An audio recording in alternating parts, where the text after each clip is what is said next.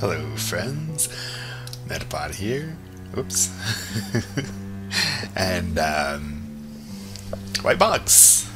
Yeah, today I'm playing a game called White Box. This was sent/recommended to me, and I did not learn a thing about it. I just downloaded it.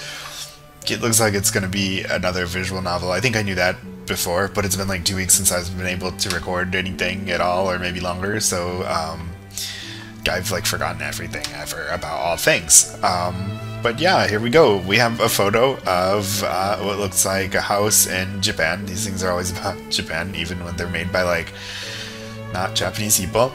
And we have Pachelbel's cannon. I just realized I've never had to pronounce that aloud before, and so I have no idea how it's supposed to be pronounced. Pachelbel,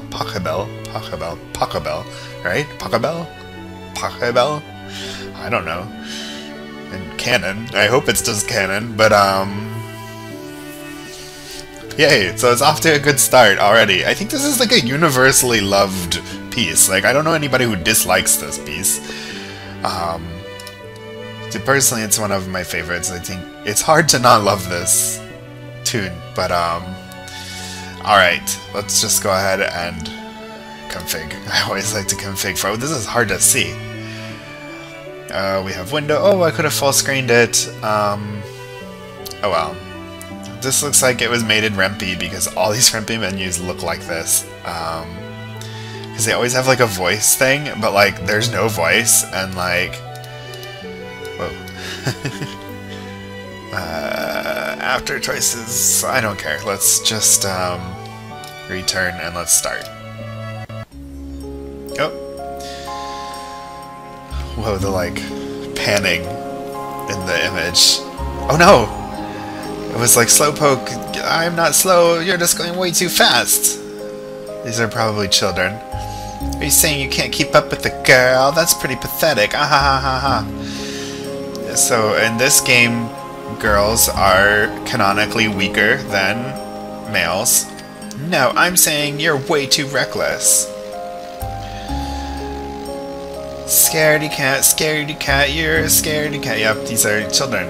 Ah! What does this sound?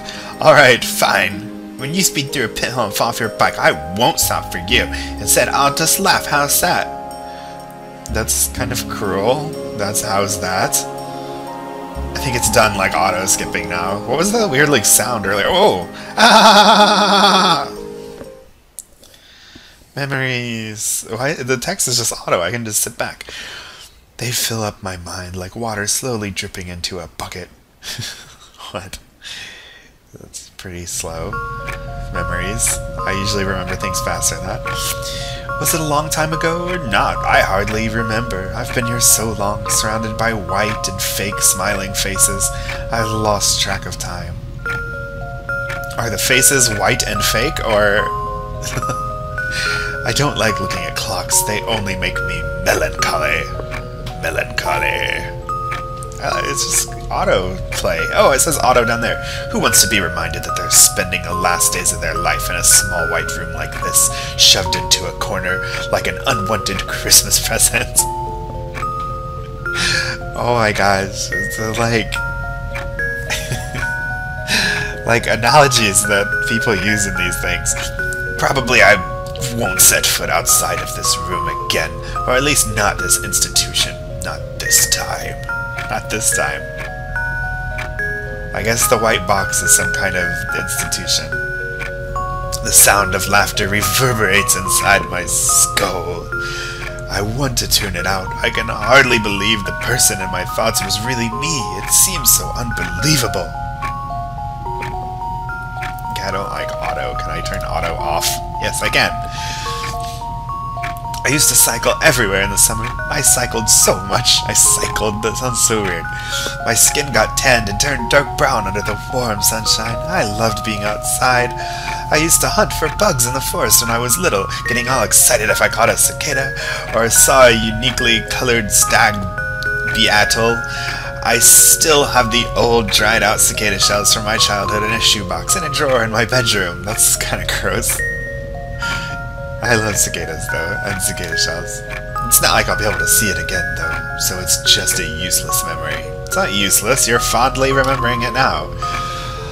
I can't see it. If I can't see it, if I can't touch it, does it really exist? Certainly not to me. Not anymore. Then how... Okay. My world has shrunk so rapidly during the past month. I had such a peaceful, serene life, existing in my small home out in the country. The forests were my garden. I played there with my friends, even after we became too old to play and started to become interested in fashion and boys. When we were little, we had water fights with our toy pistols in the forests and games of hide-and-seek that lasted for hours. When we were older, we still did those kinds of silly games, but we also sat in the branches of trees and talked. Okay. I miss all of that. But it's not real. You just said it's not real to you, so how do you miss it? I miss the sounds of the cicadas chirping in the bushes. I miss the warm sunshine spilling down through the leaves, alighting on my face. What? I miss the fields filled with sunflowers, bright yellow like butter when they... Is butter a bright yellow? Butter is kind of like a dull color, isn't it? When they began to bloom, I miss the well-beaten path. That's the beating of the path. I took to school, lined with canola blossoms that waved in the breeze. This person knows a lot about, like... things. That sounded really smart. Now, that's all changed. There's no light-hearted laughter anymore, no hunting for cicadas, no stargazing at night, no snowball fights in winter, no cycling down sunburnt, dusty old roads to school. There's just this room, and this bed, and my oversized pajamas, and the clock, and me. Well, you got 4 things there. Whoa, like...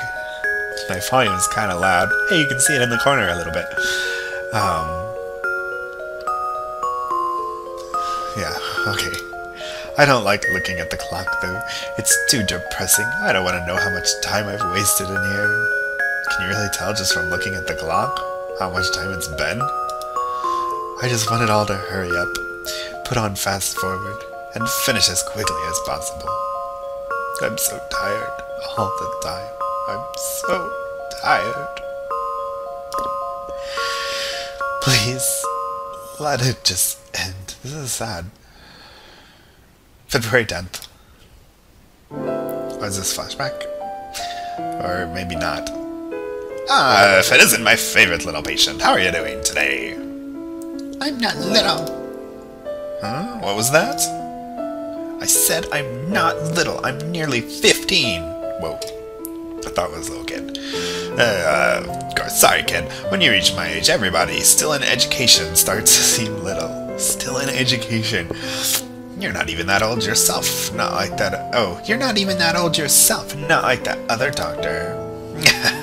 Well, I'm flattered. Still, to a teenage girl, 29 must seem almost ancient, right?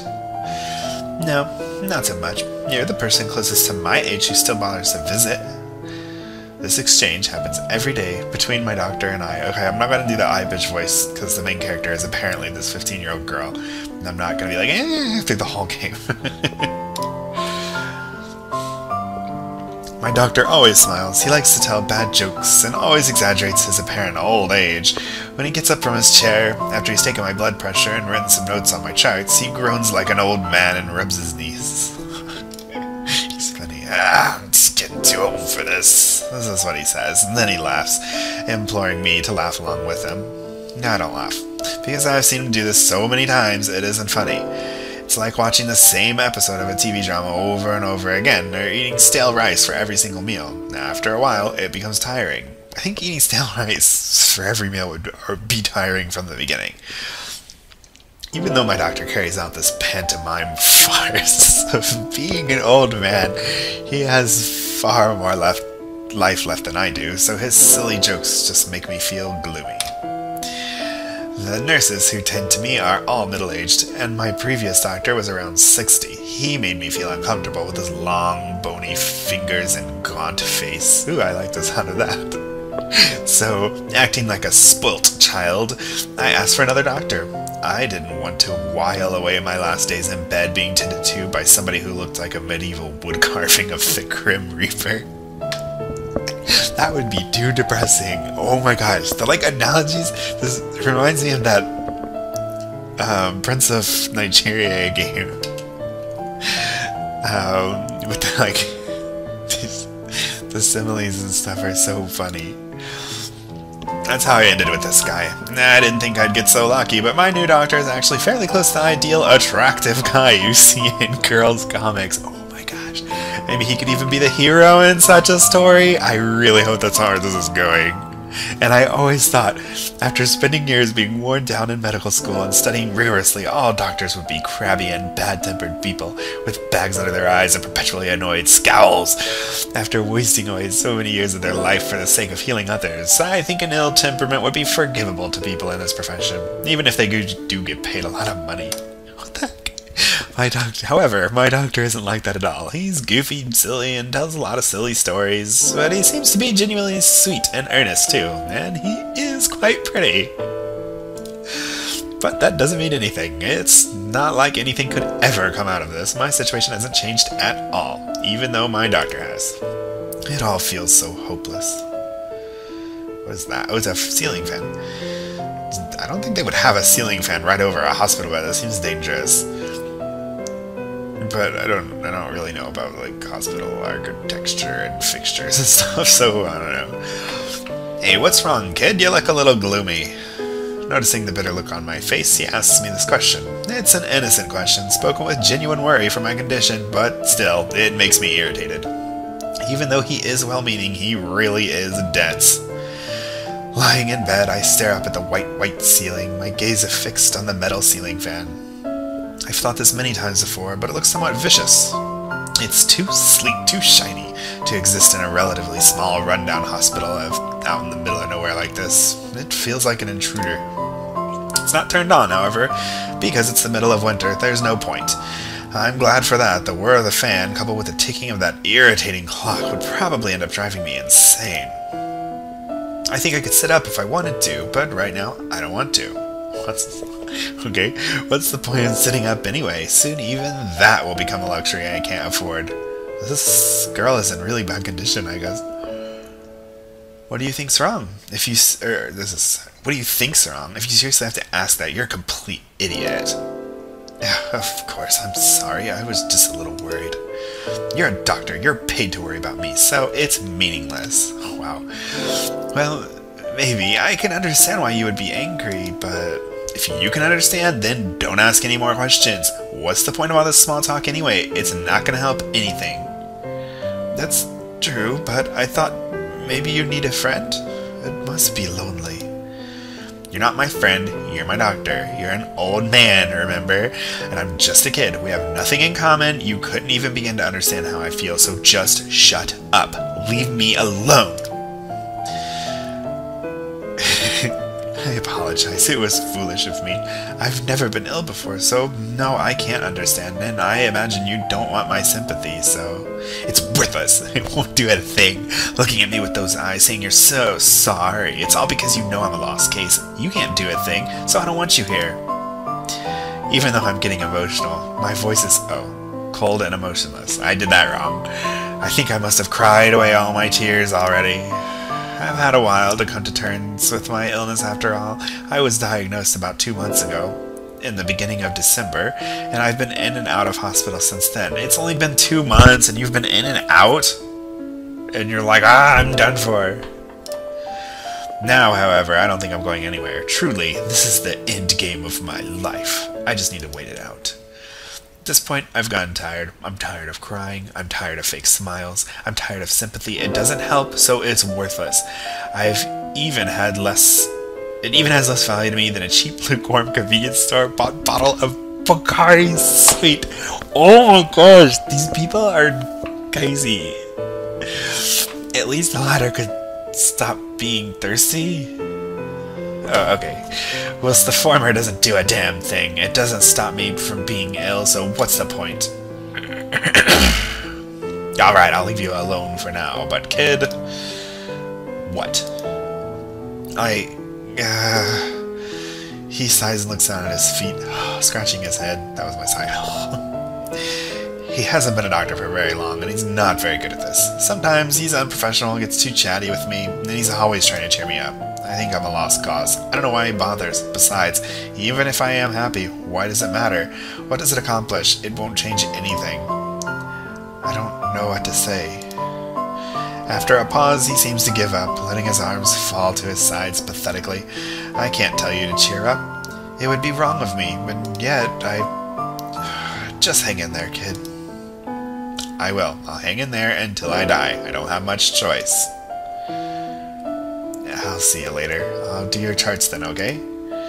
Whatever. Well then, bye.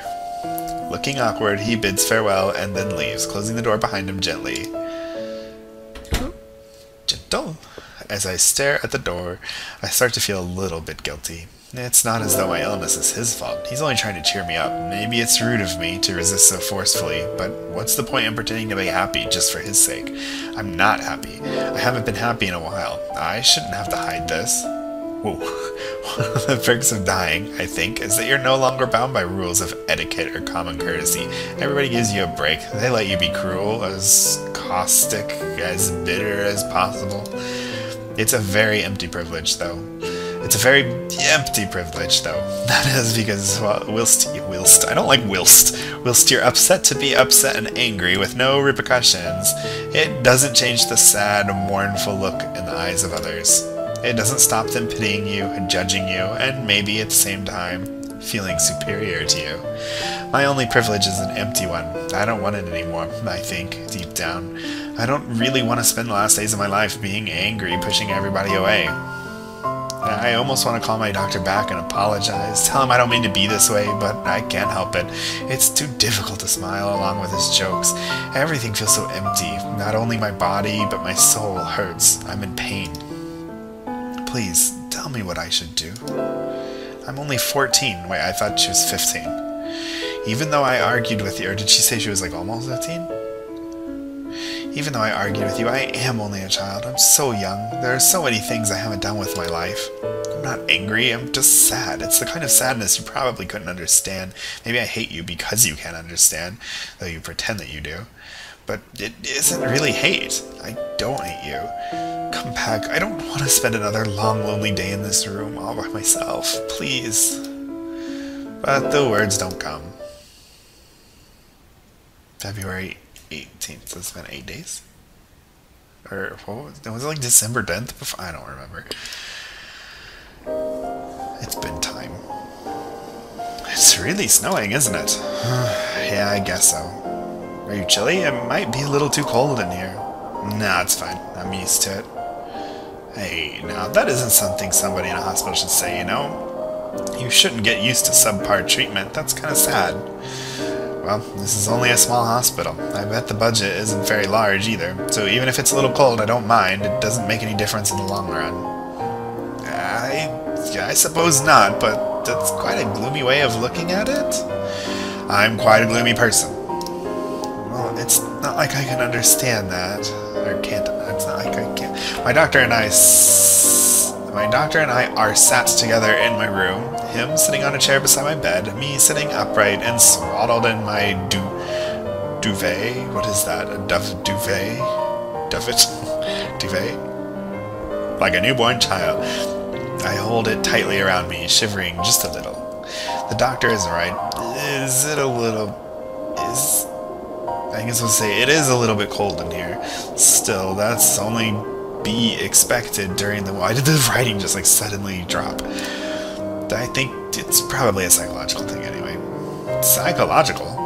He tilts his head to one side, questioningly, looking like a small bird ready to peck the crumbs off the ground. Yeah, I mean, like, because this room is white, and my sheets are white, and my pajamas are white, and even the clock on the wall is white. If the view outside my window is white too, then I don't know. I shrug. It just creates a cold atmosphere. Even if the heating was turned up, I don't think it would make much difference. Well, that might be true. White is kind of a depressing color, isn't it? Maybe it would be better if we repainted the whole thing. I think this was written by British people. That's probably why it sounds so weird. I smile weakly. I don't feel confrontational today. Instead, I feel weak, drained, resigned. Like the snow falling outside my window, my moods are delicate. My anger melts away quickly, often revealing there was nothing underneath it to begin with. My feelings change sporadically throughout the day, cycling anger, sadness, fear, and a dull kind of acceptance. I guess it's because I've had so much time to think. My doctor gives me a sweet smile. It's the kind of smile you'd expect a male idol to wear during a signature signing event. I bet my female friends at school would adore him. Maybe, if my friends had ever seen my new doctor, they'd be given enough incentive to keep coming to visit me. Her friends don't even visit her. Well, I guess she said the doctor's the only person I visit. What's your favorite color, kid? Orange, I think. Like the ribbon you wear in your hair. Oh? I blink a little, surprised. I didn't know you noticed. I don't wear them anymore. I used to tie my hair back in braids with 2 orange ribbons, the style I typically wore my hair into school every morning. However, after a while, this pretense that I might actually leave the hospital bed and go outside seemed ridiculous to keep up. Too ridiculous to keep up. There was no point in trying to look pretty if I was only going to lie in bed, I reasoned.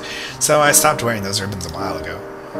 I'm a little flattered that he remembered, and I took them out only a few days after he became my new assigned doctor. Well, they were very colorful. They stood out. It's a little sad you don't wear them anymore. It brightened up this room. I don't know. Just seems like a waste of time. If something makes you happy, it's never a waste of time. Ooh, good, doctor. I don't know if pretending I'm okay when I'm not makes me happy. He sighs. Even though he has a boyish face, at times he really does look his age. He seems tired. Sometimes, pretending can make you happy, if only for a while. But isn't that just cheap escapism? You're probably right, but every person needs a little cheap escapism from time to time. Life can be pretty hard. He looks a little embarrassed. I'm sorry, I'm sure you know that better than anyone. He seems anxious. It's somewhat rare for me to be in a cooperative mood, so he's probably worried he's offended me with that careless remark. It's rare that we have relaxed conversations like this, and it seems he doesn't want to end it. Well, I could get mad if I wanted to. I do have a right after all, but right now, I just feel too tired. Like the orange ribbons, being angry feels like a waste of time. I'm just pretending to be a full human by holding on to these petty emotions, but they'll disappear in the end. Okay, this is getting kind of tedious. Transient, like the snow falling outside my window. No, you're right, I'm not mad. I shiver into my blankets, wrapping them around my shoulders even tighter. Life really is hard sometimes. I just wonder, what's the point in it all? He smiles sadly, staring out the window, the cold air frosting up the glass. I've been hunched over this whole time. I'm gonna move my chair up. You're asking the wrong person there, kid. We sit in companionable silence for a while, looking at the falling snow. The next day, I decide to wear my orange ribbons after all. Just this once. For some reason, the smile he gives me when he sees that flash of color adorning my white room makes my heart flutter. Oh gosh. Is this really what this is about? February 25th, so it's like another week later. It's no good. I can't win it all. That's only to be expected if you've never played before. Oh. I stare down at the chess set in irritation, a childish pout on my face. Even though we've played 3 games so far, I lost every single one. In our first game, he defeated me in only a handful of moves. Shouldn't you at least go a little easy on me if that's the case? He laughs. But I thought you wouldn't like it if you simply won just because I wasn't trying my best. You don't seem like the type of person who'd enjoy that kind of victory. Well, that's true, but you could at least pretend you didn't lose intentionally. I'm sorry, but I can't lie like that. Doctor's honor. Oh, the doctor's cute. That's Scout's honor, you twit. She's not cute. It's not the first time I've been called that, but I still beat you. You're actually proud of yourself. You're proud of yourself for beating a young girl at chess, you jerk. I puff my cheeks out like a squirrel, arms folded petulantly. I know I'm being childish, but still, acting like a child is fun. It means I don't have to think about my reality and close all around me like a coffin. Instead, I can just play around, act like the kid I am. In times like this, I'm thankful this hospital is so small. My own village has a very scant population, and it doesn't have a hospital. The closest hospital is a 30-minute drive away in a neighboring, to use the term loosely, town. Oh my gosh. However, this town is also rather small. It doesn't have a library, a cinema, and a hospital. Oh, it does have a library, cinema, and a hospital, but they don't exist in multiples. The population is small too. Here, not there. I mean, it said there, but... Because so few people use this hospital, it's usually rather empty. That means my doctor can give me a lot more special attention than I would get in a larger, more urban hospital. This means even though he should technically be seeing to his other patients, he can still find windows of time to play around with me, trying to cheer me up, I suppose. Even though I get angry at him a lot and make cruel comments, I actually am grateful for his company. Just having somebody to talk to helps to take the edge off the monotony of my days, which is, oddly enough, one of the worst things about being in the hospital. It isn't the fear of dying. I've already grown to accept that somewhat. It's the hours and hours, days and days, weeks and weeks of boredom that lead up to this inevitable fact. I'm a young girl. I don't want to spend the last days of my life lying in bed, getting weaker and weaker, waiting to die. I want to have some fun too. I want to play around. Even if it's not much, simply having a few games of one-sided chess with an attractive doctor, for the moment, it feels like enough. Can we play again? I'll definitely beat you this time. Well, maybe I should get going, but...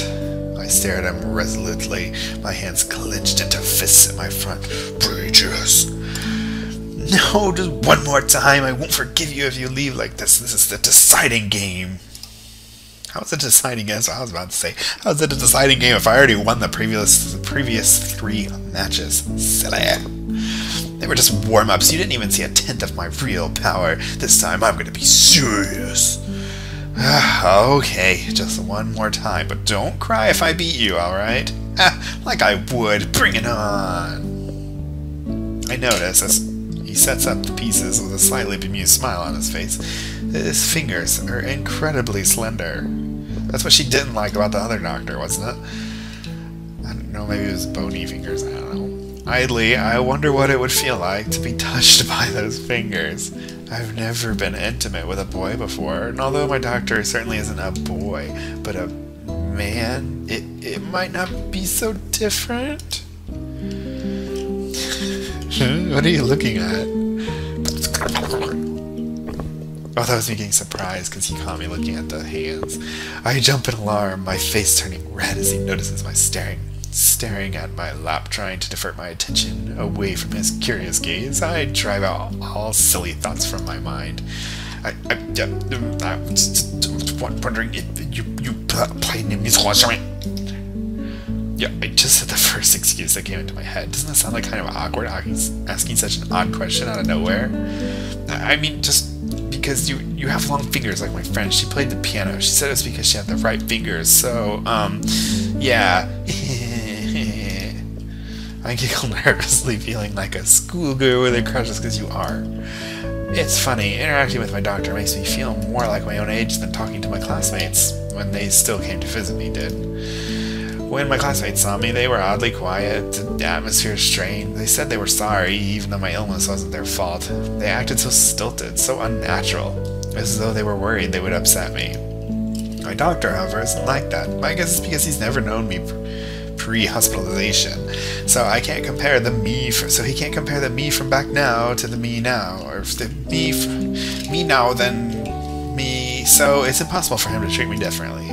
He always talks in a familiar way and tries to tell me jokes. It makes it easier for me to get along with him, to forget how I ended up in this situation. All I want to do is forget. Well, I did play the violin for a while, but I wasn't very good at it. I did it mainly because my parents wanted me to. Intrigued by his childhood, a topic that hasn't come up in conversation before, I sit up just a little straighter. You weren't good at it? No, my teacher was very strict and she shouted at me a lot. It was pretty scary. I remember she made me cry. I was a scaredy cat as a kid. I remember she lived in a rather large, grandiose house. It always felt so small and anxious inside her living room. It made my fingers tremble, so I couldn't play well. I smile, a little bemused by this mental image.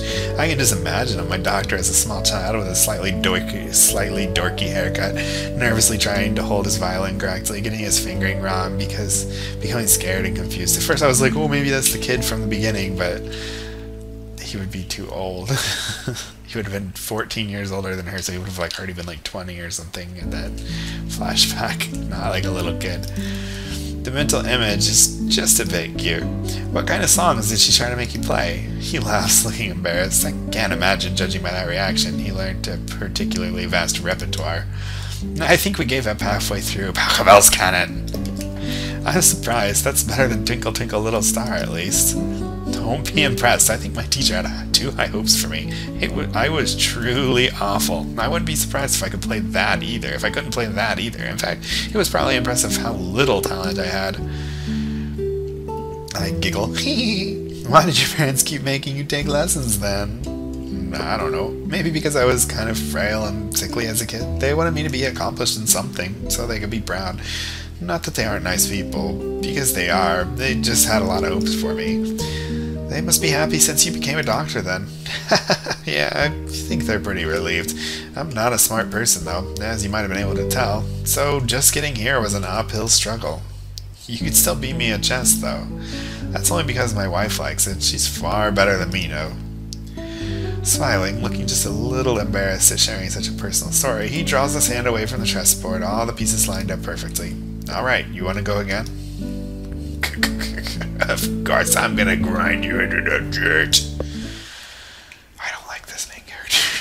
March 3rd. This is like a few days later, maybe. What was it before February 28th? Or was it like the 20th? Let's say it's a few days or a week or something. Oh, darling, your hair is so pretty. You should take better care of it. I've been failing to see the point lately. That is understandable, but make your mother happy, love. That's what I'm doing, even if it does seem like an exercise in futility. It's not futile, dear. You have lovely hair. Isn't what I meant. I'm sitting in bed, as always. My parents, mother and father, have come to visit me. I assume my little sister is staying with one of her friends. My parents don't want to subject her to the sight of me, confined in my bed, slowly losing weight. They think it might upset her. It is somewhat depressing, my mere existence being considered too upsetting for my own little sister to witness. My mother brushes my hair gently, getting rid of the tangles that have been accumulating through severe lack of care. What have the nurses been doing? Don't they brush your hair? They do, but I don't like it very much. I tell them to stop. And why is that? Because I still have my pride. Because I don't like them touching me. They're only doing their job. I know, but my voice trails off in a string of ellipses, round and poignant like snow. Your voice is like round ellipses, like... The weather is slowly getting warmer. It's not as cold outside anymore. All the snow has melted. That's something of a shame. It feels like saying goodbye to an old friend, saying hello to spring. It's ironic that even though spring is meant to signal new life, in my case... Well, that's cliché. I won't go any further. You understand what I mean. If you can brush your hair yourself, you should do it, dear. I don't want to. Then let the nurses help. I don't want to do that either. Oh, dear, you are a contrary one. That's not contrary. That's right, but you can't be too hard on the last she takes after you. Well, that's the dad. Really now, dear, I don't think I was ever so stubborn. Oh, you say that now, but do you remember on our first date? Let's not go into that right now, honey. It's not appropriate.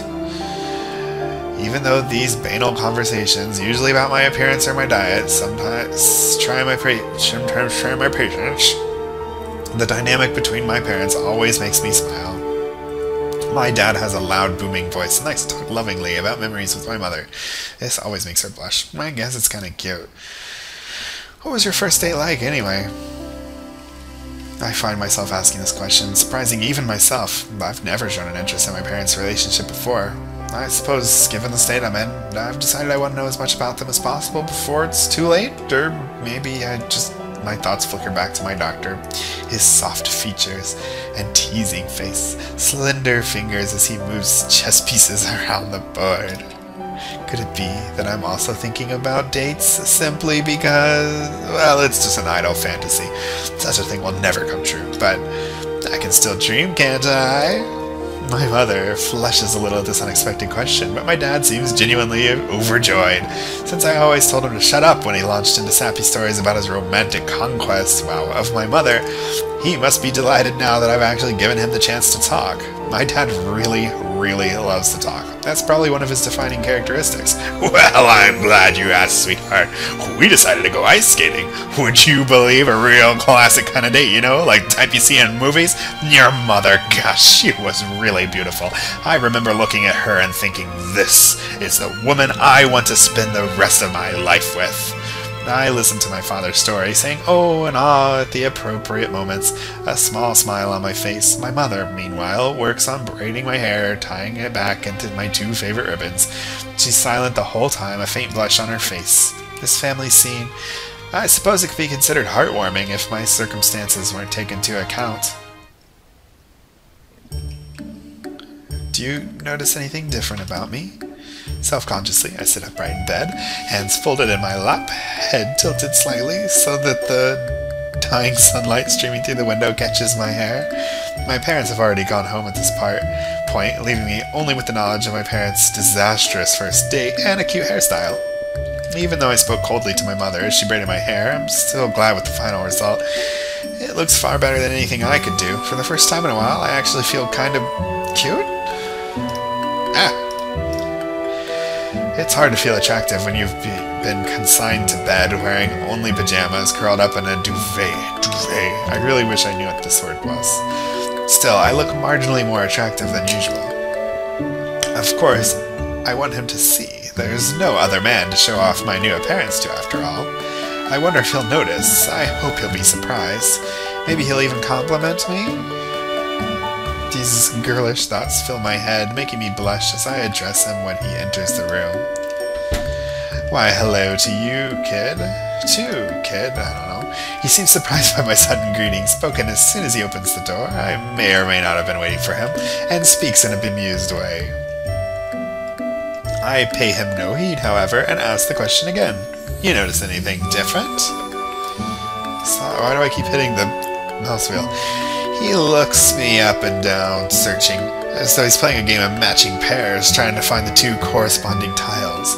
Maybe he's anxious. If he doesn't detect the change, I'll be angry with him.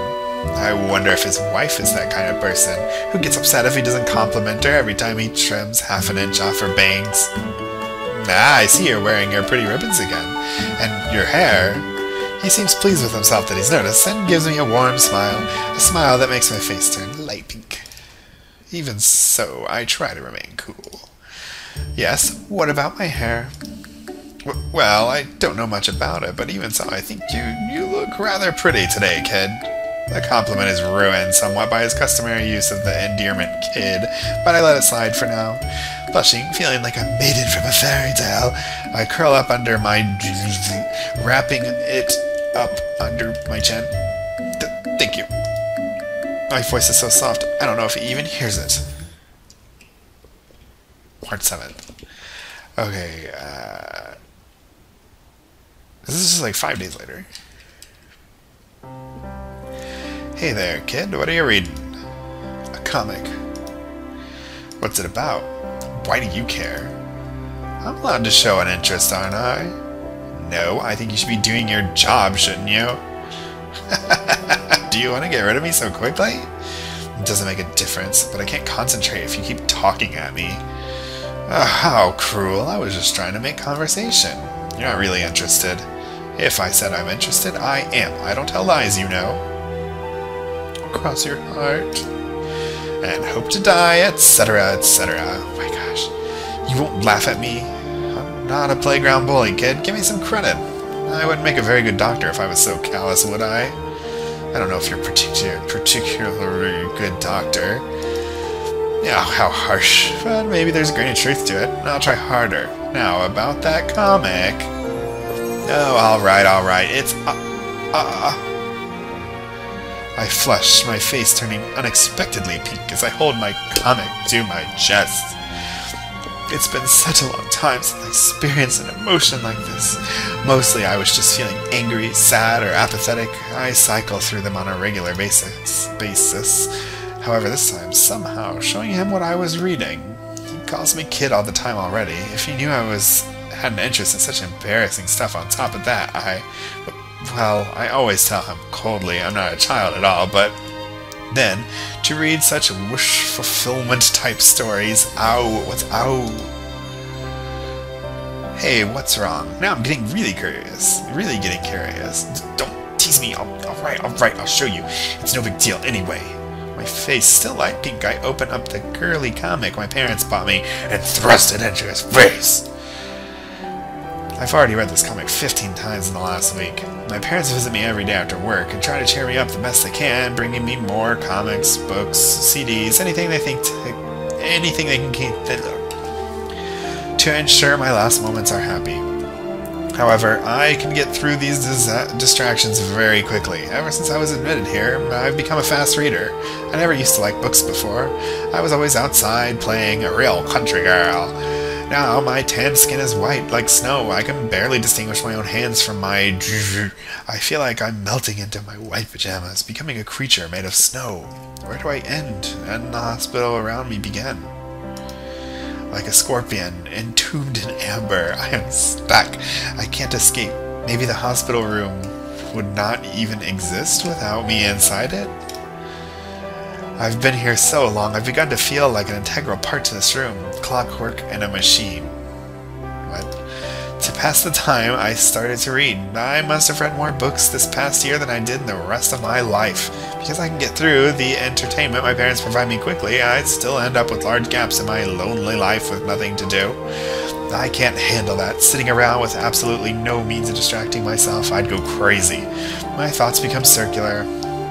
Why did this happen to me? What did I do wrong? Am I being punished? At least when I'm reading something, I don't think these thoughts. I can escape from my own life, imprisoned inside this tiny white coffin, and exist in somebody else's reality, at least for a few hours. So I started to reread my comics, just to kill time. This particular comic that my doctor caught me reading is my favorite. The reason behind that is a little shameful, though. Why did they have to walk in on me reading it? Hey, this is pretty cute. It's a love story, right?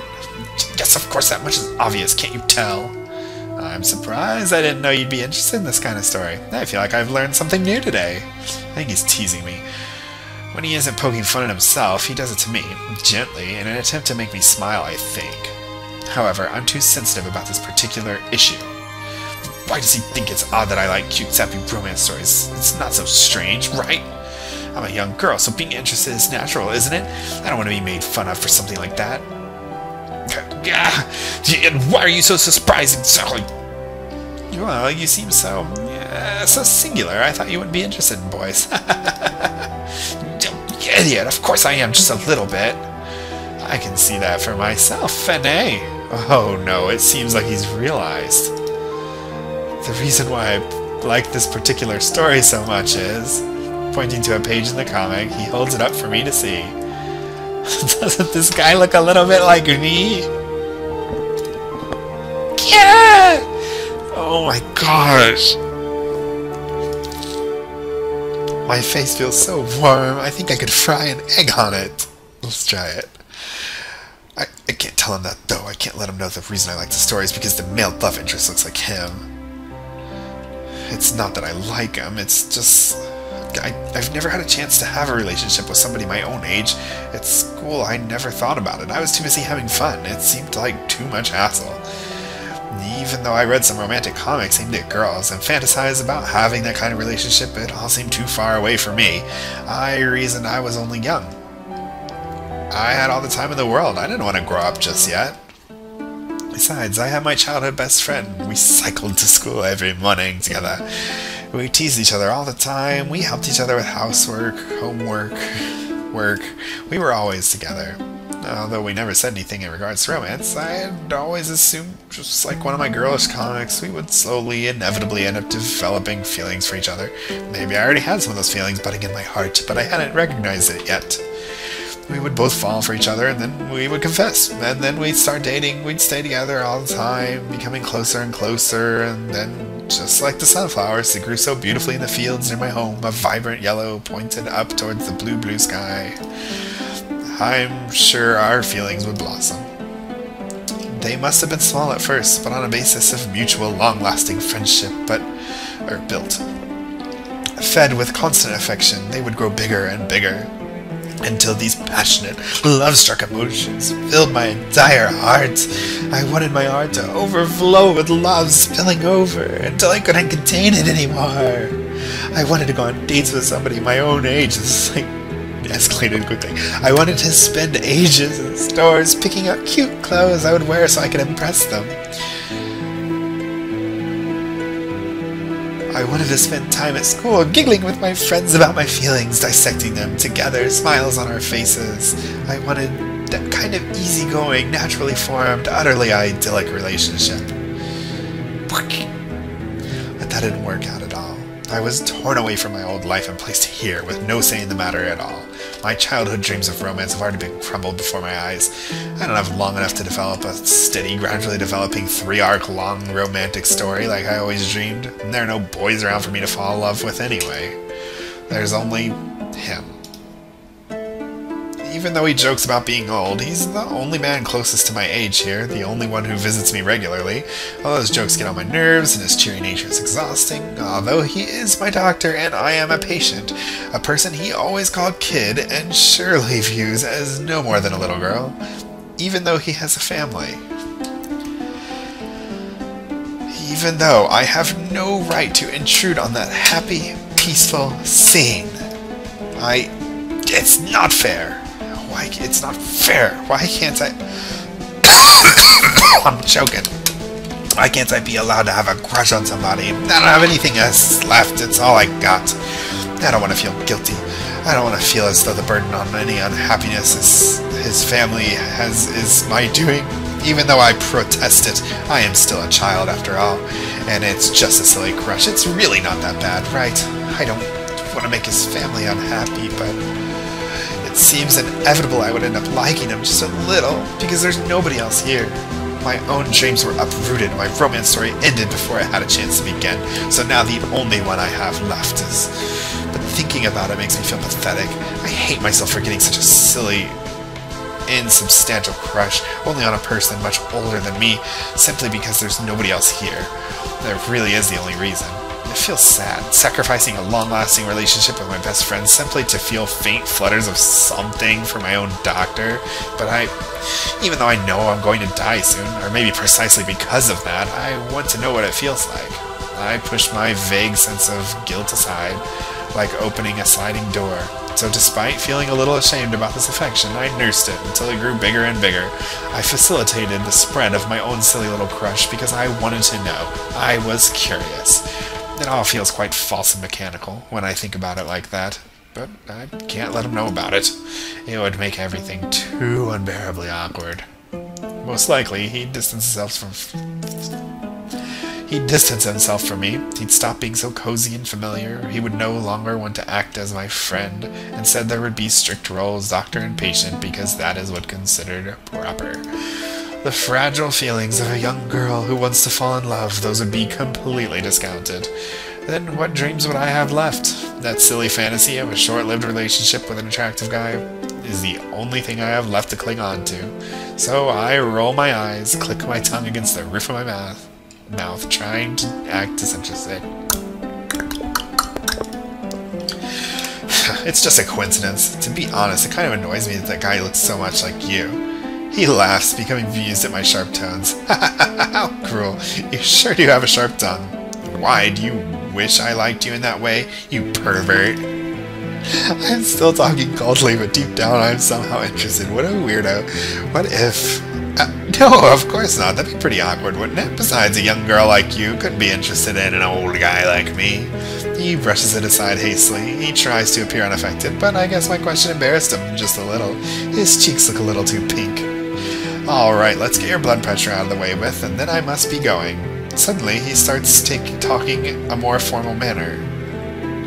He hands me back my comic, not giving it another glance. I suppose maybe I did go a little too far. Of course, he's a professional.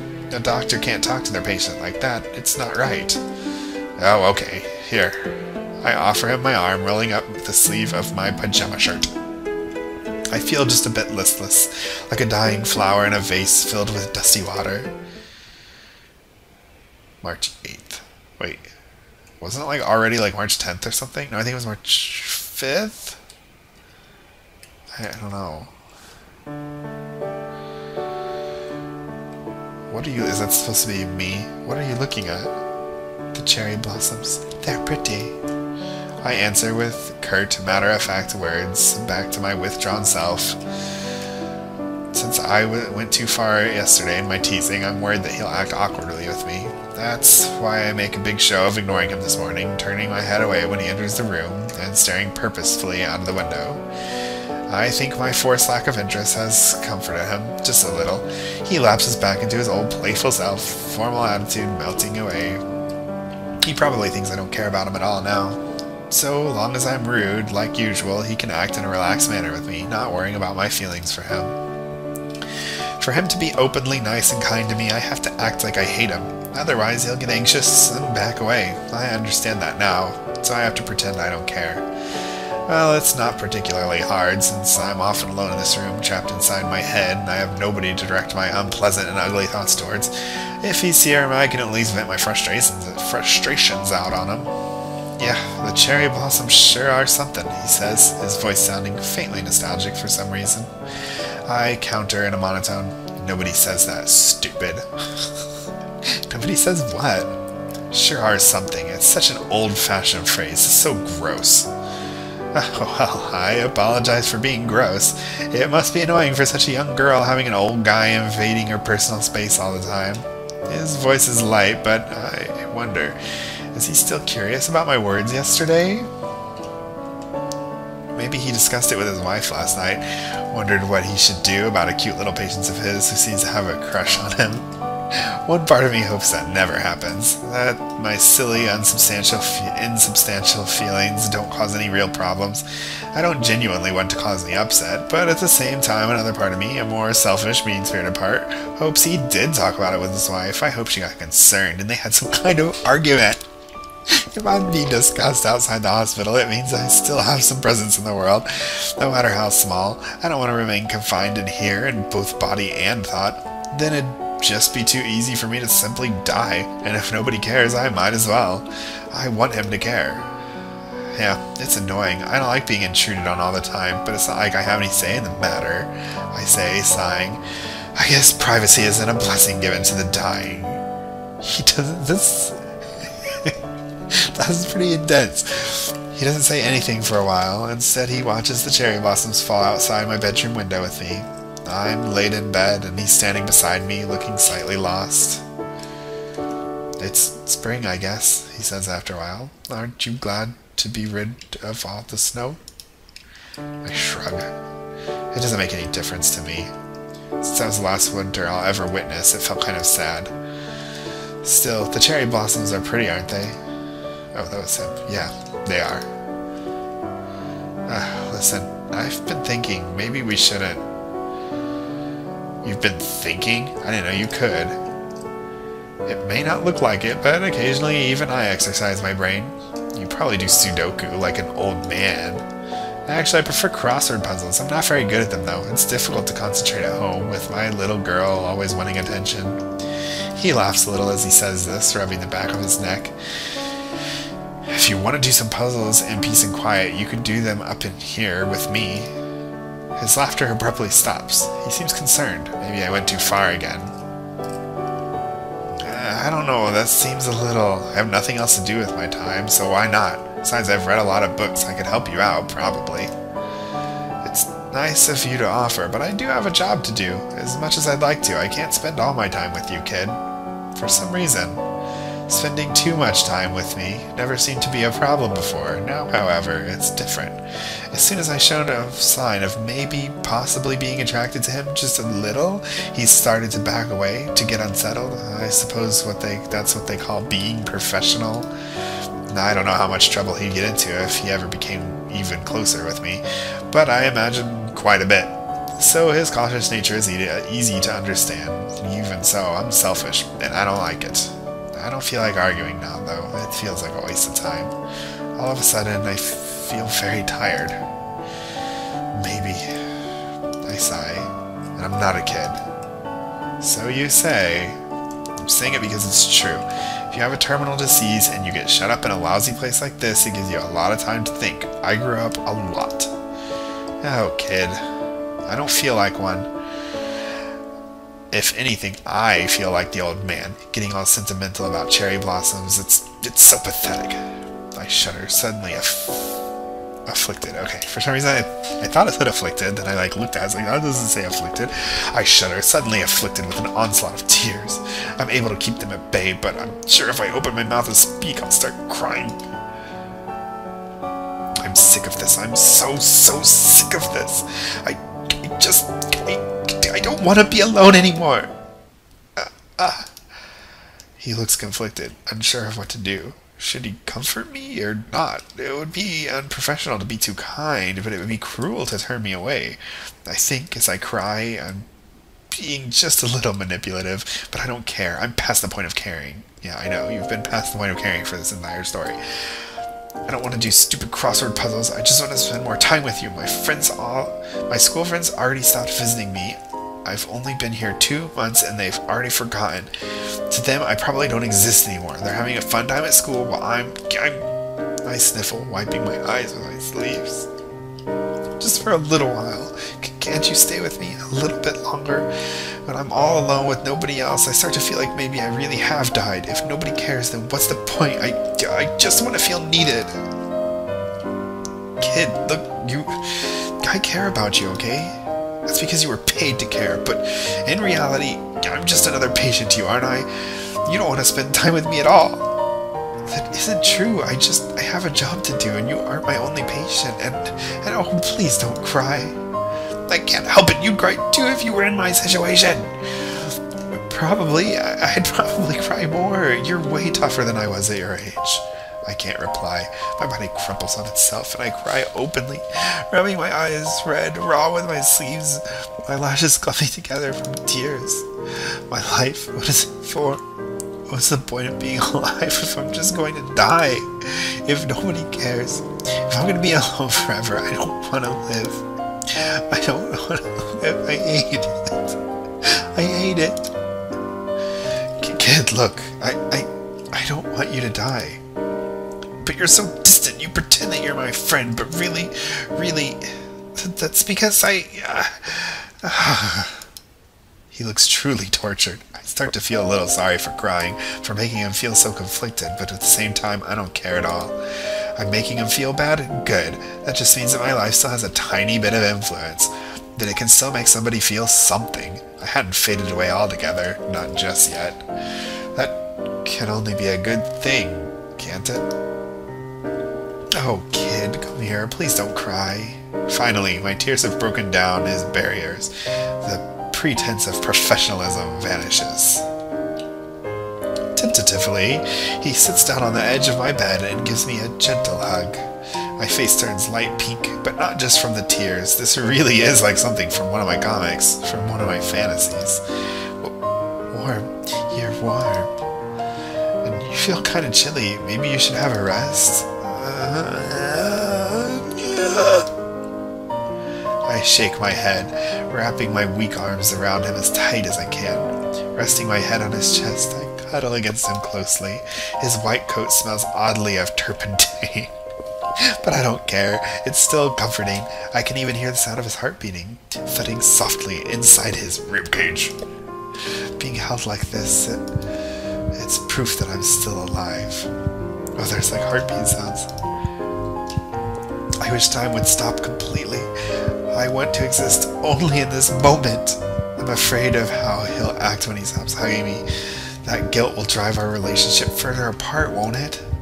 For this one moment of closeness, I'll have to trade the friendship we were slowly developing altogether. He won't want to spend protracted amounts of time with me anymore. After this embrace, I'll end up even lonelier, won't I? That's why, for now at least, I can't let go. March 11th. This is a few days later.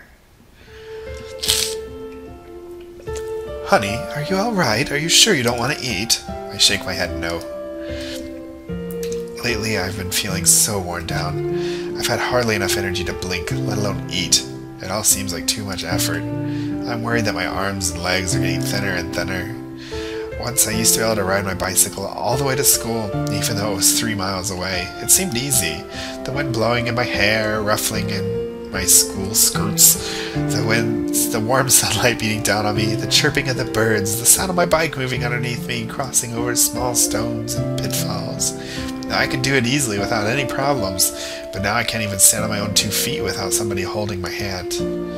Sometimes the nurse walks me around my room, my tiny room. They take my hand and guide me along, a true invalid. After one circuit of my room, I'm out of breath, my fringe sticking to my forehead with perspiration, and I need to lie down again. The nurses always say, "Well done," or "Good girl," after my daily exercise, but it all feels hollow and empty. I want to tell them I used to be able to do so much more. I used to be so much more. I don't want to be praised for doing something as pitiful as merely walking around my room. Anybody can do that. Are you trying to insult me? But the sad reality is, simply walking around my room is my limit now. I can't do anything else. Even walking around my room is a strain. It's something that praised when it used to be something I did easily, without even thinking about it. My physical deterioration is a true sign of how my life is being sapped away. Honey, are you sure you don't want to eat anything? You're looking quite skinny. I shrug. Even replying is too difficult for me. I know the woman sat by my bedside is my mother. I know she's concerned about me. I know I should try to eat just a little for her peace of mind. It can't be easy for her, her oldest daughter being on the verge of death. So I should play along a little, try to smile, but I don't want to.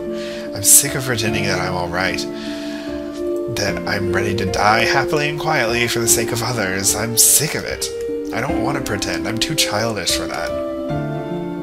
Well, if you're sure, maybe you'll feel hungry later?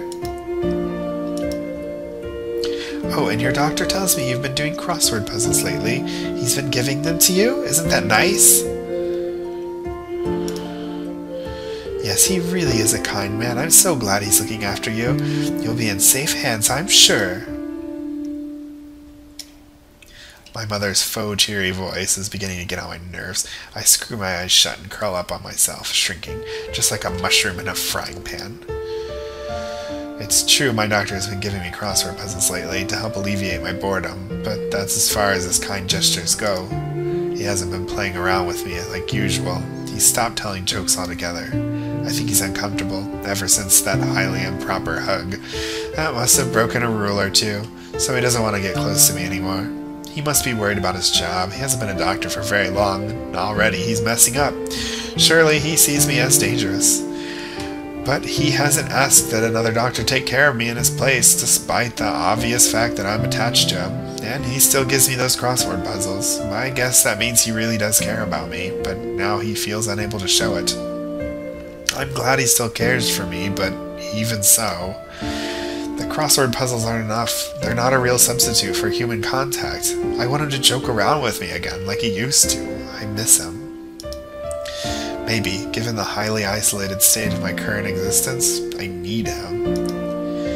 Even though I never forgot my own miserable fate while spending time with him, and was sometimes grumpy and ill-tempered, he did make me feel better. All I want is to feel better. Is that really such a selfish thing? Am I really so selfish that in my last few weeks of life I don't deserve any comfort or sympathy?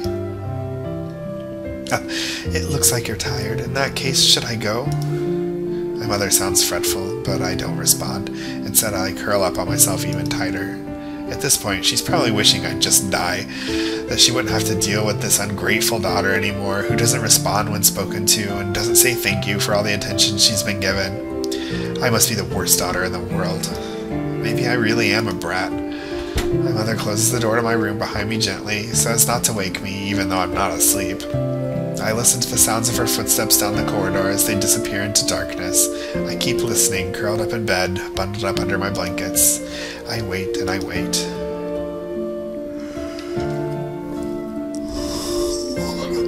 then, finally, when I'm convinced nobody is around to hear, I start to cry. March 12th. You know, I really think you should eat something. I look at the unappetizing tray of food the nurses brought to me earlier. I haven't eaten in 3 days, but looking at the food doesn't make me feel hungry at all. Instead, it turns my stomach. It looks so bland and dull, earthy colors, all of it mushy and easy to digest, tender enough to chew without any real effort, almost like baby food. That would be because, right now, I'm more like a baby than a normal human being. Except I don't have anything nearly as blissful as this prospect of a whole life stretching out before me. I feel tired. All I want to do is sleep. I've even stopped reading my comics now, and I don't attempt the word searches at all. I just lie there thinking, my body slowly disintegrating through lack of exercise, lack of food, lack of affection. People say rabbits die when they're lonely.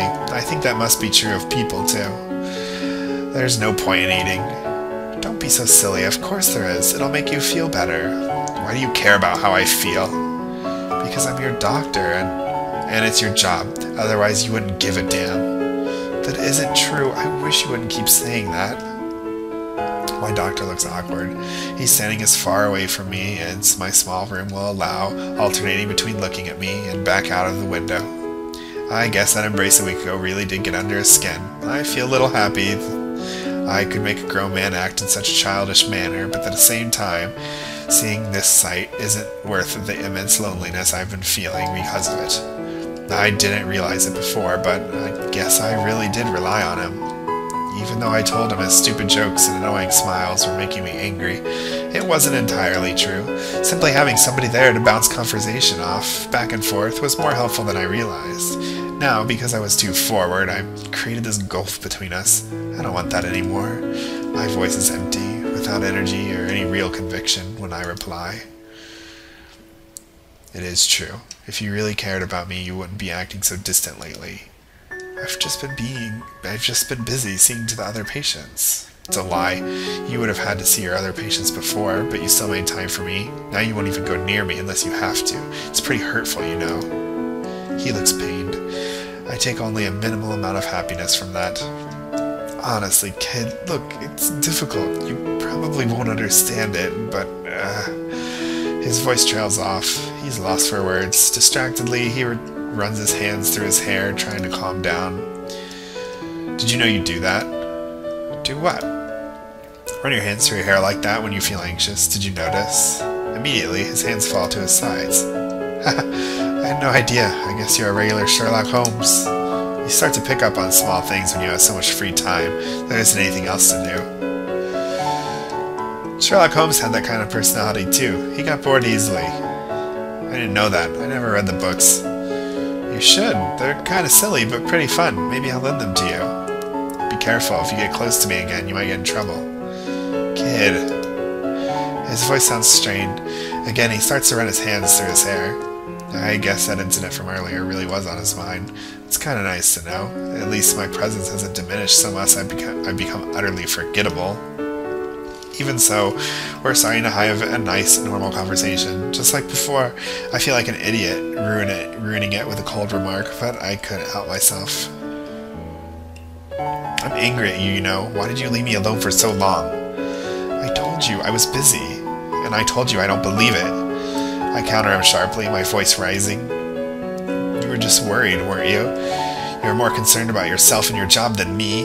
For all of this pretense about being friend, we're just doctor and patient after all, aren't we? I do want to be your friend, but there are some lines that can't be crossed. I'm new to this job, and so I make some mistakes, but if you didn't want to take responsibility for being that close to me, you shouldn't have done it in the first place. I was just worried about you. There was nothing more to it, and I'm still worried about you. Liar. I'm not. Yes, you are. Just like all the kids in my class, all my friends. They said they wouldn't forget me. They came to visit me a few times. They gave me that card, and then it all got too embarrassing, too much of an effort. They were having so much fun without me. It was like I was never there. They said they wouldn't forget about me, but they did. Since they're not sick, it's easy to forget. Because I'm trapped here, they can't see me. They don't have to think about me. Promises only go so far. It's not like I blame them. People's compassion only goes so far, I guess. I'd probably do the same, so I have no right to be so angry. Oh, this is her still. Kid. No, don't tell me you care and then turn around and ignore me because it's the convenient thing to do. I don't want that. I don't want to be alone. Look, I wish I could do more, but when I die, you'll forget about me. He winces, as though struck on the cheek. Not that I have enough energy to get up and do something like that. I wouldn't. That would be impossible. Is it just me, or does this voice sound genuinely sad? I guess we have known each other for almost 2 months now. Every day he's trying to cheer me up. He always wanted to make me smile. Maybe he really was more invested in me than I thought. But that isn't enough. Kid. I don't want to be thought about fondly after I'm dead. That won't mean anything to me because I won't be there to see it. I want to be treated nicely while I'm still alive. By nicely, you mean I'm not going to eat anything unless you feed me. What? I say it clearly with resolution. I've already decided it and nothing will budge me. I read it in one of my cute romance comics. A boy and girl go on a date, and the boy feeds the girl ice cream sundae on a spoon. It seems so cute, the scene framed in hearts and sparkles. Oh my gosh. It might sound silly, but I've always wanted to experience something like that too. Even if it wouldn't be in a fancy cafe, and it wouldn't be with ice cream sundae, I still want to experience something like that. But he looks troubled. I'm worried he'll leave. I don't want him to go. Even if you tell the nurses to feed me, I won't do it. Instead, I'll bite them. Bite them? Isn't that a little extreme? Maybe, but it won't be my fault. It'll be yours. That doesn't seem fair. It's not fair. I'm dying. It's not fair I'll never finish school. It's not fair I'll never get a job. It's not fair I'll never fall in love. That is true. Life isn't fair, I suppose. But still, it's really not my job to feed you.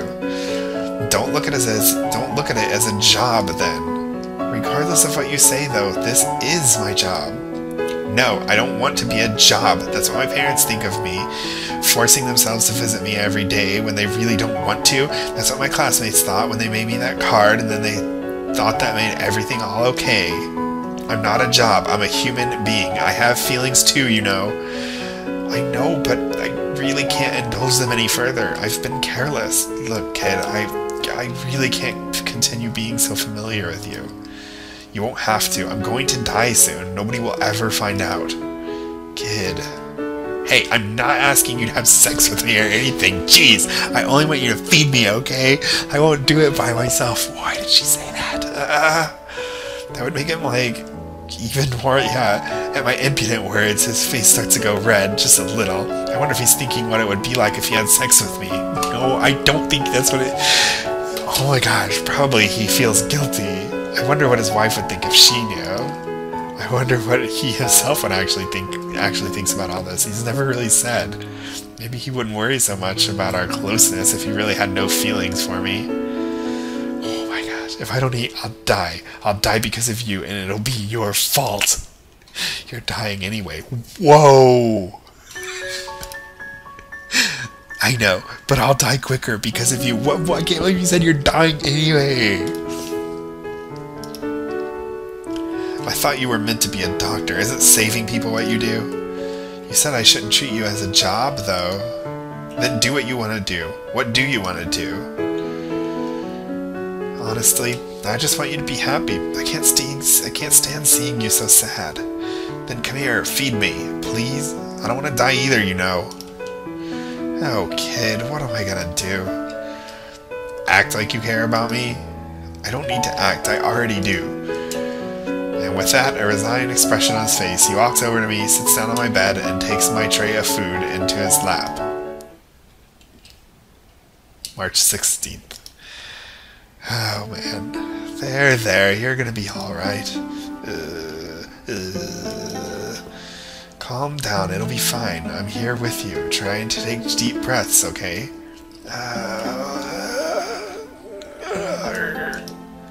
You're doing fine, it's all fine. I'm not gonna leave you. Because it's your job. No, because I care about you. His hand gently pats me on the back through my thin pajama top, trying to soothe my pain away. My stomach hurts. My whole body is convulsing.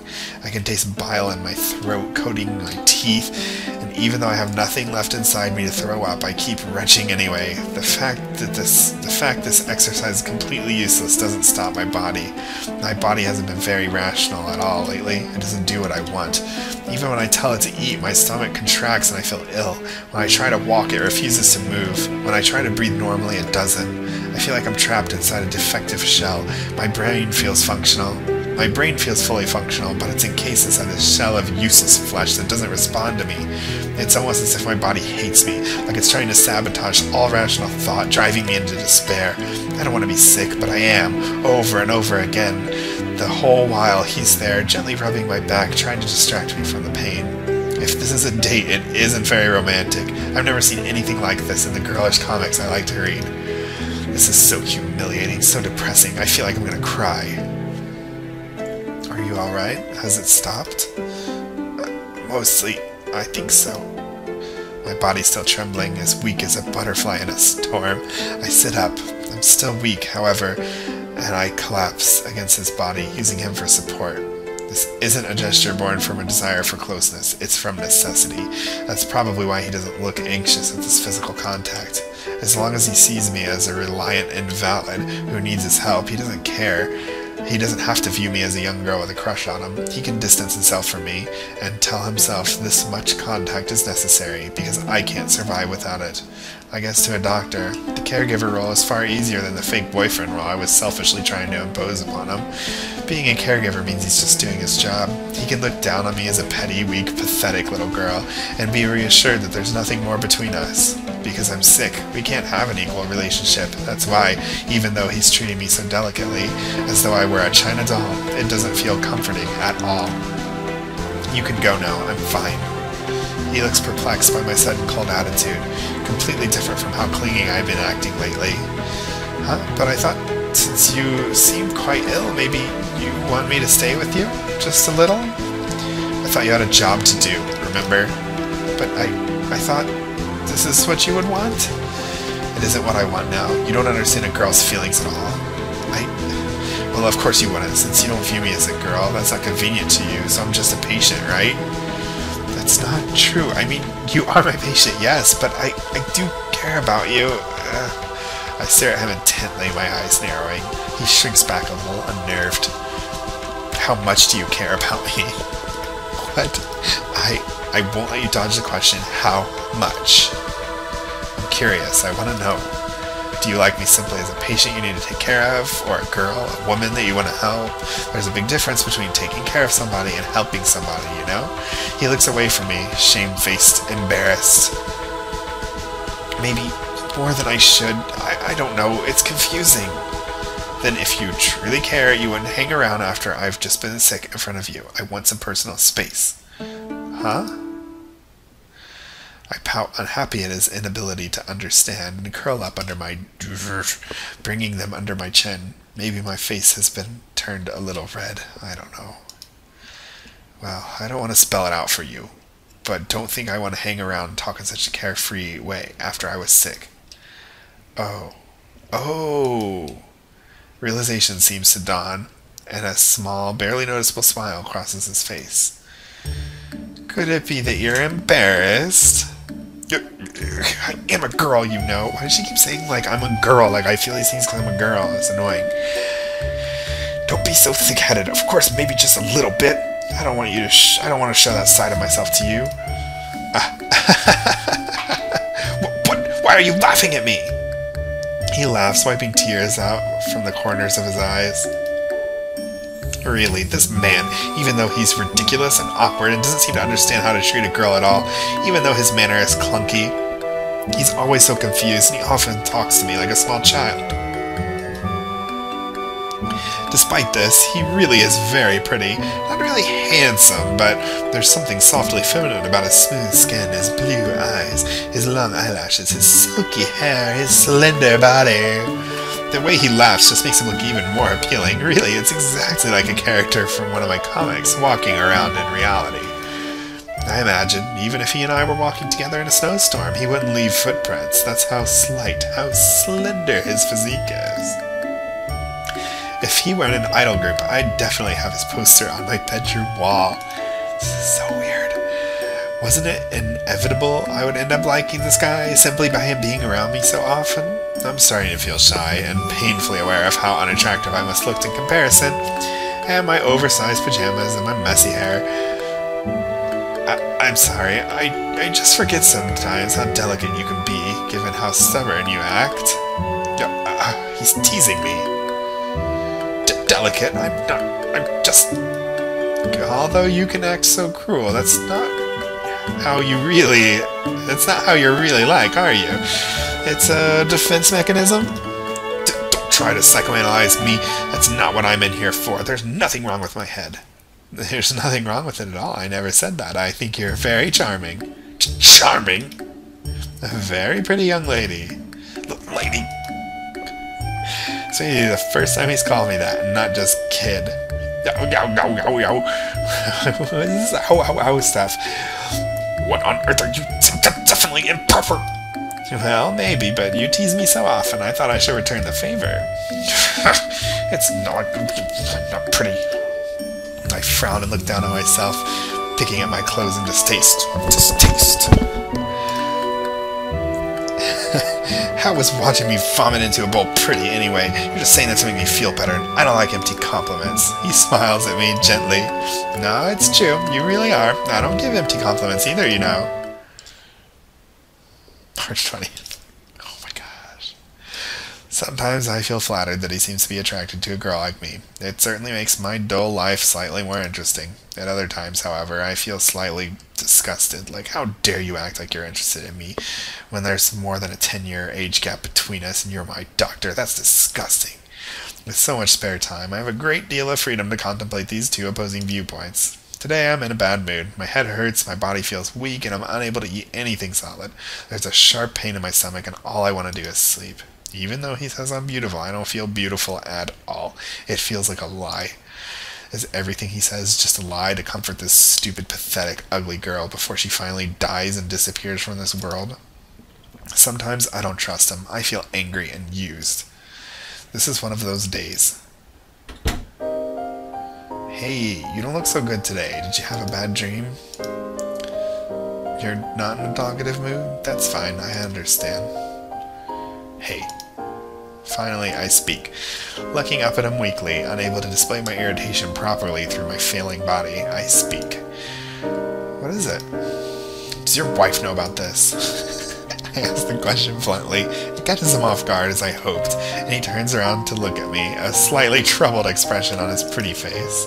I bet his wife is pretty too. Pretty people attract other pretty people, because I'm still 14, awkward and gawky and going through my growth spurt. I can never catch up. My wife? What does she have to do with this? He asks the question lightly. I think he knows I'm in a bad mood. He doesn't want to antagonize me. Even so, I'm not to be deterred. I think it's obvious what she has to do with this. Given you're having a relationship with one of your patients. An underage girl, to be precise. Oh my gosh, having a relationship. It's strange. Even though I was the one who daydreamed about this relationship, even though I was the one who tried to instigate it, I still want him to feel guilty about it. I'm confused. I don't know what I want. Everything is too complicated for me. If he says I don't think we're having a relationship, I'll feel hurt and betrayed. If he says we are having a relationship, I'll feel disgusted and used. I don't even know which one I want. However, he says neither. His gaze is focused on the cherry tree outside the window. He starts to talk. My wife and I, lately, we haven't been getting along so well. Maybe it's stress or overwork, I don't know, but it's pretty stifling there. Is your wife pretty? I think she is. She's a very beautiful person. She's good at dressing herself. She always looks very sharp. She certainly stands out. Maybe that's what drew me to her. I mean, a shy person like me. When she showed an interest, I didn't stand a chance. Shy? You're not shy. I was. Terribly so. All through my teenage years, I was very awkward. I didn't have many friends, and, well, it's a little embarrassing, but I never imagined I'd ever have a girlfriend, much less that I'd get married. Where'd you meet your wife? Look at this, taking up the whole screen. At medical school, we attended the same class together, and she started talking to me. I was so nervous. I was stuttering so much I could hardly. He's stuttering. I was stuttering so much she could hardly understand me, but I thought she was cute. How long have you been together? 7 years now. I'm married for 3. I don't know if the married life is so suitable for us, though. Why? Because we're together all the time. It's hard to say. Maybe we get along better at a distance than always side by side. It's certainly no fault of hers. We maybe are just quite different. She enjoys large social gatherings and parties, and I'm still a bit of a recluse. That doesn't seem like such a big problem. No, maybe it isn't. But you're still risking your marriage with the woman you've been with for 7 years to play at being my boyfriend. He sighs. He presses his fingers against the window pane and stares out at the falling cherry blossoms. I can see his reflection in the window. Even though his back is turned, he looks sad. Maybe there are more problems with his marriage than he's confided in me. Maybe he really does have a legitimate reason to feel so melancholy. Maybe I don't know what those are. He won't tell me. Maybe he thinks I wouldn't understand. Sometimes it just feels a little difficult. That's all. Having a family has a lot of responsibility. So I'm your escape? You go along with my wishes so you can forget your real-world obligations? Isn't that pathetic? Why is she so mean? He doesn't turn around. Instead, he closes his eyes and lets his forehead fall against the window with a soft thud. Maybe, even though I'm supposedly an adult, I don't feel like one at all. I have no idea what I'm doing. I wonder, when is it that you become an adult anyway? Is it when you get married? Have a child? No, I don't know. I don't know who's saying this. I don't know at all. I'm just pretending that I do. I feel no sympathy as I watch him. You're pathetic. I know. Wow. Wow. March 22nd.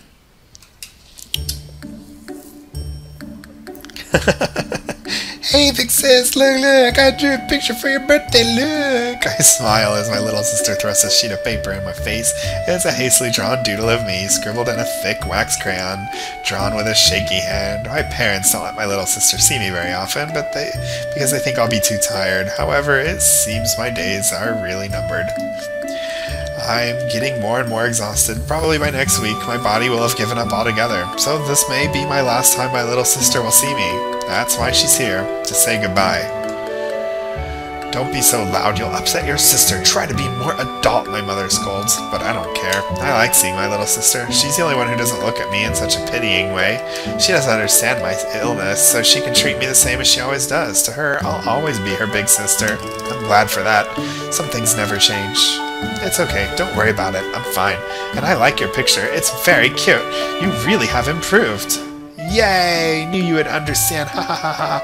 Look, it's you, big sis. I pretend to examine the picture, one hand under my chin like a real art critic.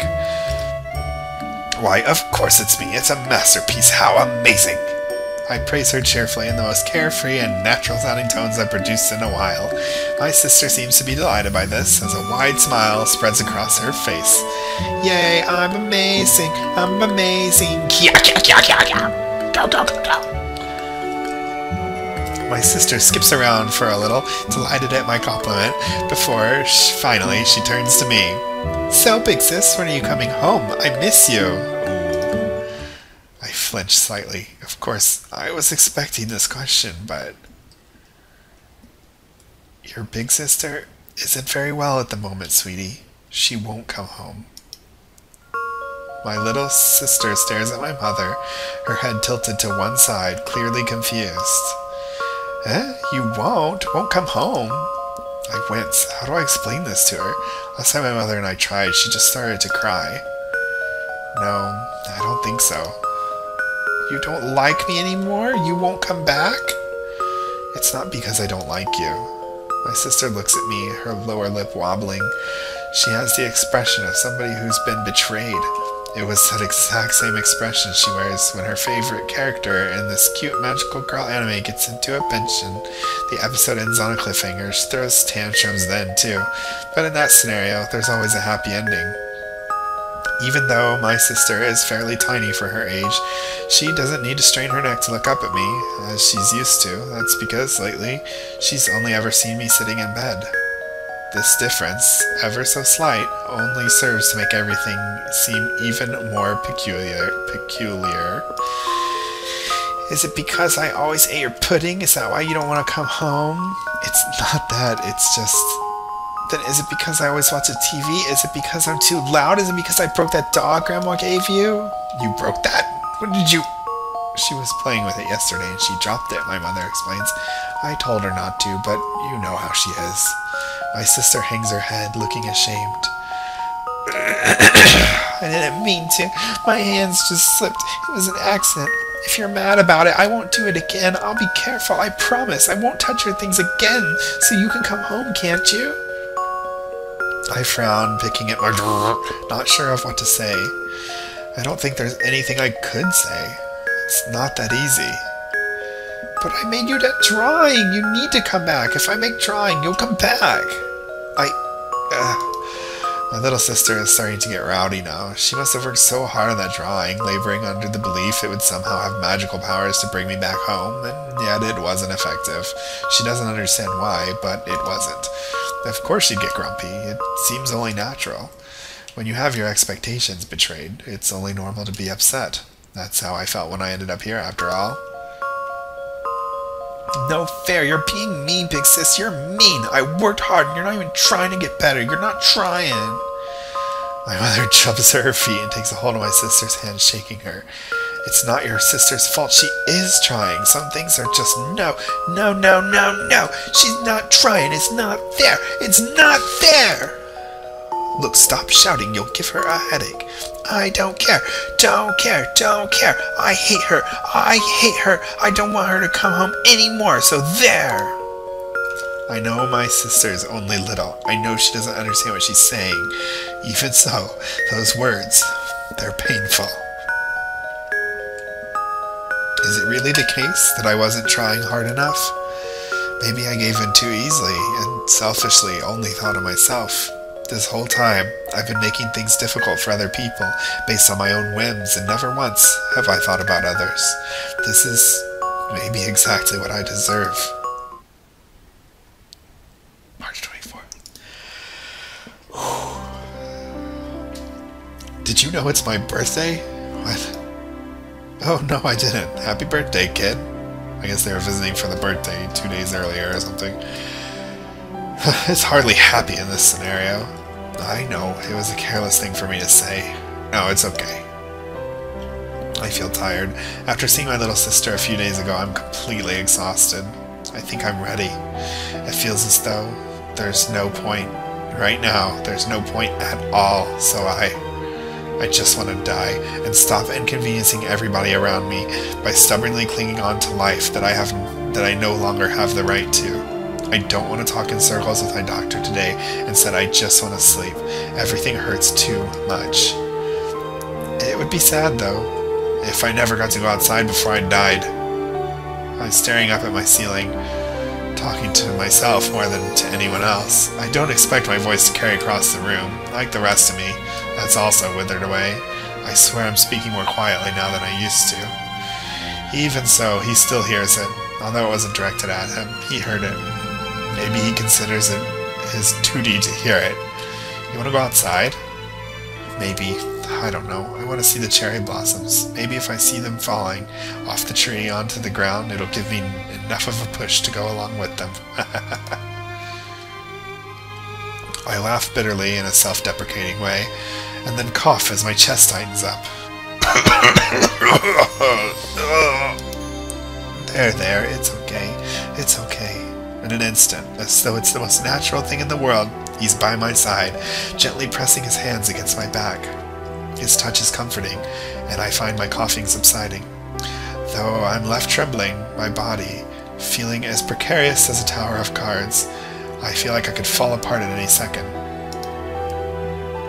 You know, I'm beginning to feel like "it's okay" could be your catchphrase. I don't know if I meant it bitterly or not. I was just talking for the sake of talking. Still, he smiles. Maybe, for a doctor, it's not a very inspired catchphrase though, is it? How about "you can trust me, I'm a doctor"? I think that's even more cliché. You're right. I guess being original is way harder than it looks. Don't lose hope, kid. You'll get there one day. I don't know if I even have any days left. Let's not think about that right now, then. Why? There's no point in running away from reality. But it's your birthday. Don't you want to think about something cheerier? It's kind of hard being cheery in my position. Then let's see. Because I didn't buy you a present, why don't you think of something you want to do? I'll try to make it come true. You're gonna legalize euthanasia now? I was thinking of something slightly more happy. Nothing would make me happier than getting out of here as soon as possible. So you want to get out? Huh? I blink at him, surprised. In my foul mood, I was only making a joke in bad taste, but it seems he took me seriously. He's looking at me intently, not in the way a doctor would look at a patient, or so I would like to believe, but maybe in the way that a person in love would look at the person they care about most. Or maybe that's just wishful thinking. After all, I don't know what it feels like to be in love anyway. Alright, if you want to go outside and look at the cherry blossoms, we can. I can arrange it. Really? Of course. We're all slightly hesitant about taking you outside, given how delicate your condition is, but now I'm nearly dead, there's no much point in worrying anymore. Well, I wasn't going to say it like that, but it would seem boorish, refusing a wish on your birthday. I shake my head and smile, just a little. Don't say that, nobody says that word. What word? Boorish. It just makes you sound like an old man, and that's disgusting.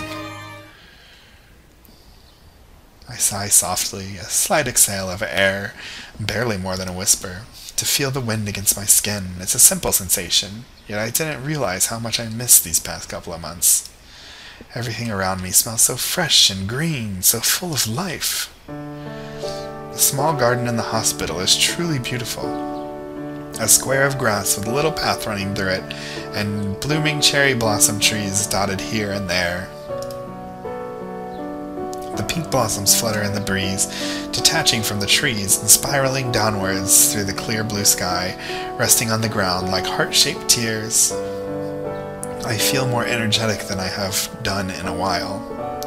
Simply being outside under the blue sky, even if I am sat in a wheelchair, wrapped around my bony shoulders. Do you like it? He stands beside me, his white coat fluttering gently in the breeze, a relaxed smile on his face. I open my mouth, but I can't formulate words. This sight, so simple, has literally stolen my breath. I can't gather my thoughts into words. They scatter like dandelion clocks lost in the breeze.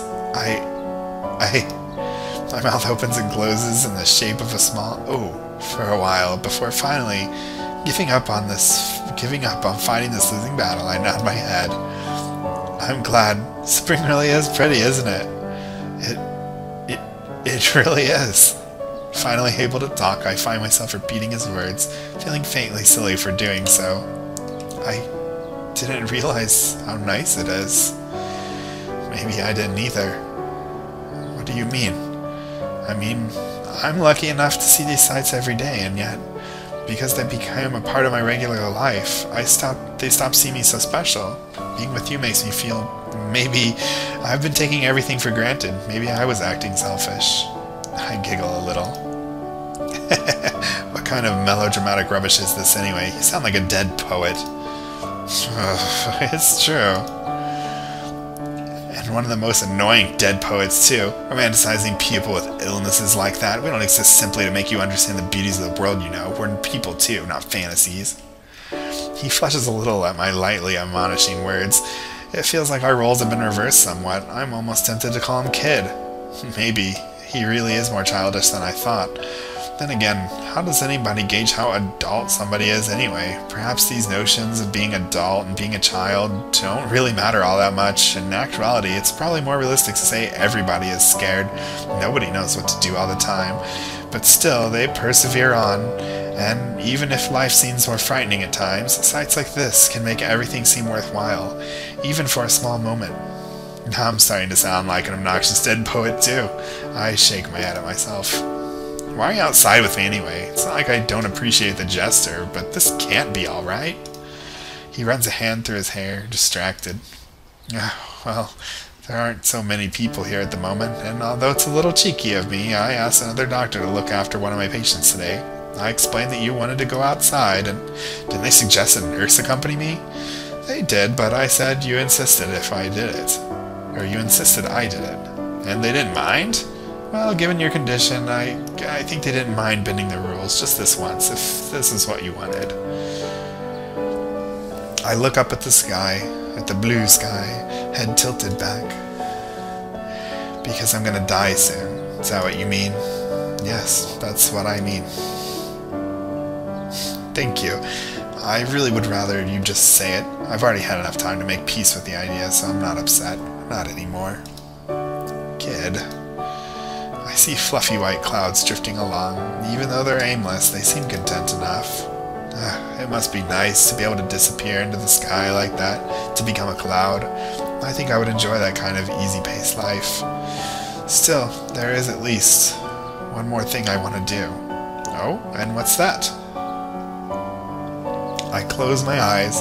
I'm a little embarrassed about asking for such a thing, but right now, at this moment, it doesn't really seem to matter at all. I guess nothing really matters, does it? Sometimes this thought can be frightening. It can make people think, then for what purpose am I living? Why do I bother waking up in the morning if nothing matters? But if you're in my situation, then the fact that nothing matters and life goes on regardless just makes me feel just a little, that dying won't be that bad after all. So even though I feel a little shy, I'm finally able to say it. I want to be kissed. Just once before I die. I knew she was going to say that. Kid. Do you really think you should be calling me kid under these circumstances? I tease him gently, a faint sing-song tone to my voice. I can tell he's feeling uncomfortable, but I'm beyond the point of caring. You've been beyond the point of caring since the beginning. You don't need to keep saying it. Please, this is my one last selfish request. For my birthday, I want to be kissed by a pretty guy who makes me happy, and you're the only one here who fits that description. My eyes are still closed, but I'm sure he's blushing. I can almost hear it in his voice. Maybe I should feel a little upset that you're only asking this of me because I'm the only person available. Well, that's partially it, but I wouldn't ask at all if I didn't like you. Kid, I really do like you. Even when I was in a bad mood, or I was angry, or I was mean to you, you still stood by my side. That's because I'm your doctor. It's my job. I know, but when you played games with me and told me jokes and said I was pretty, that didn't feel like it was just a job. It felt like you really cared about me. Of course I care. I'd have to have a heart of stone not to. I don't know. I can be quite a brat. Yes, you can, but it's understandable. And a little bit of brattiness can be fun, too. But if you grant me this one last wish, I promise I won't be a brat again. I promise. I just want to be kissed by somebody I love under the cherry blossoms. You love me? I don't know. I don't really understand the word. I'm probably too young, but I know that I like you. It's because I was the only person around you for you to latch onto, kid. I don't know. It's not the same as love. It's the closest I'll ever get to it. Look, just for my birthday, it's something I've always wanted to experience, so please, I won't have another chance. I finally opened my eyes, looking at him imploringly. At some point he moved, no longer stood by my side, but crouched before me. His face, all of a sudden, it looks very close. His eyes seemed to be filled with tears. Oh, kid, I'm sorry. I'm so sorry. I know you wouldn't want your first kiss to be with an old man like me, and I know I really shouldn't, you know? It's not right. It isn't right. But it isn't right that this happened to me either. It isn't right I'm dying, and at this point, who cares what's right and wrong? You're quite good at arguing, aren't you? I give him a childish smile. It's one of my special talents. Oh, kid. He breathes deeply, wiping the tears from his eyes as he does so. I don't love you, kid. I can't. I feel strongly about you, and I do care, but love, I can't pretend that I do. Even though I argue with my wife a lot, she's still my wife. Being together for 7 years isn't the same as a relationship between a doctor and patient that only lasted 3 months. It's okay, I already know that. I wasn't asking you to love me. I couldn't be that selfish, but I reach out, hands trembling, and gently cup his face in my hands. It's only now, for the first time, I realize just how tiny my fingers have become, just how slender and diminished they are. I can see my bones through my skin. I look gaunt, on the verge of death. Right now, I really do look like a kid. A small, lonely child who doesn't understand anything about the world. Is our age difference really that big? Were we really that distant from each other the whole time? Even so, it doesn't matter. Nothing really matters. I smile and repeat the phrase he told me last winter when the snow was falling outside my window. But every person needs a little cheap escapism from time to time. He looks at me, eyes wide, eyelashes still wet from tears. His cheeks are wet too. Even though he says he doesn't love me, he still cares for me enough to cry for me. That, I think, is more than enough. Oh, kid. Don't call me that, please. Call me by my name, at least this one time. I wonder if his consistent use of kid was just a way to distance himself from me, so he didn't have to think of me as a real human being. It's possible, but right now I won't let him escape. I want him to say my name. I want to hear it from his lips just once. He swallows, the noise audible, and then he opens his mouth. Alright. Cotton Top. That is an ugly name.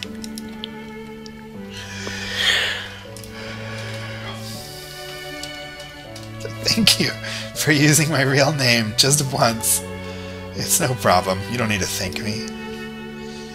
But I want to anyway. You've done so much for me, even though I was sometimes in a bad mood and acted horribly.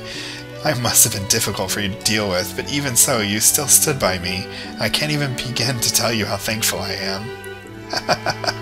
This isn't like you. Don't worry about it. It might be true that taking care of you is my job, but I really do care about you, you know? I know. And with that, he reaches forward and very gently presses his lips against mine.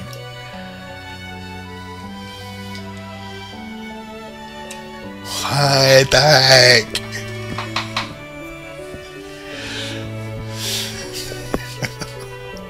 That was weird. I liked it overall, like all the different kinds of feelings she had and everything, but like the ending and like the way he responded to her sometimes, like as if he actually like liked her, like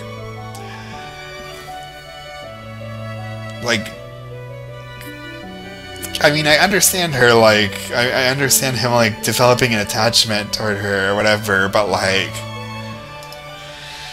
oi, Ebi-Hime. I played another Ebi-Hime thing. What was it? Which one was it? Was that the Prince of Nigeria thing, or was that something? No, Prince of Nigeria was, something else. Oh, was this that, like, kid in the water thing? Or maybe I haven't actually played Ebi-Hime things. I don't know. Who are all these people? These are her friends, I guess. That must be the best friend. And that's like her sister. Sound dogs. Oh, that's his family. Thank you for reading. That's really weird looking. Let's look at the extras. Character profiles.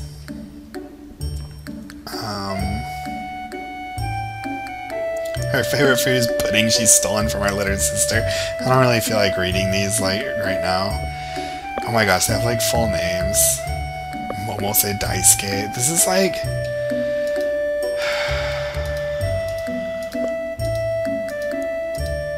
how do I get out of this? Oh, it returns like up here.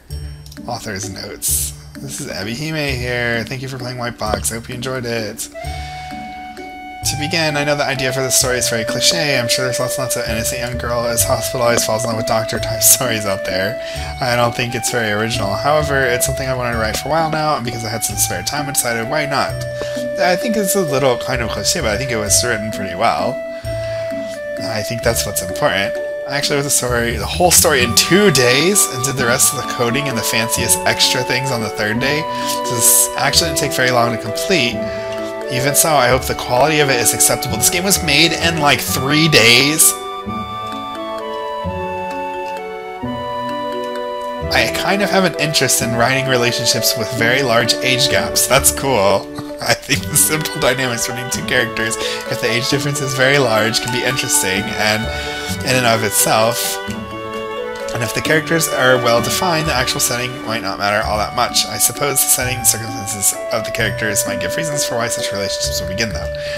Maybe this interest came from the first fanfiction I ever seriously got interested when I was younger, which was a Final Fantasy X fanfic that featured the Orin Riku pairing. I don't like Orin Riku because it's really weird, but I do like Orin Riku because of the age gap. Oh my gosh, that's so funny, Orin Riku. Anyway, it's not like I would advocate this kind of relationship too much, because a big age gap, especially if one person is in a position of power authority like a doctor, can create some odd dynamics.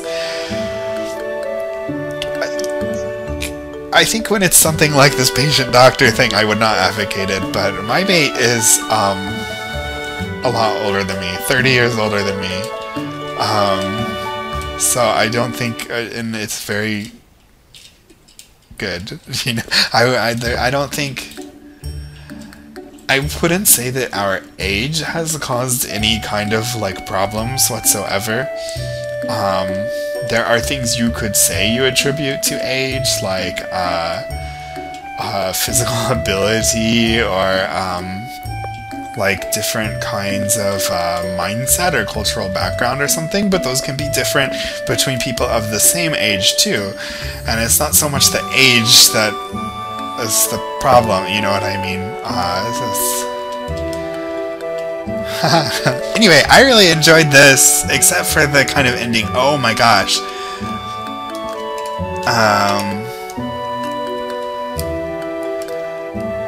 I don't really feel like reading all this. I'm kind of reading it because I can read like really fast myself, but I don't want to read it all like.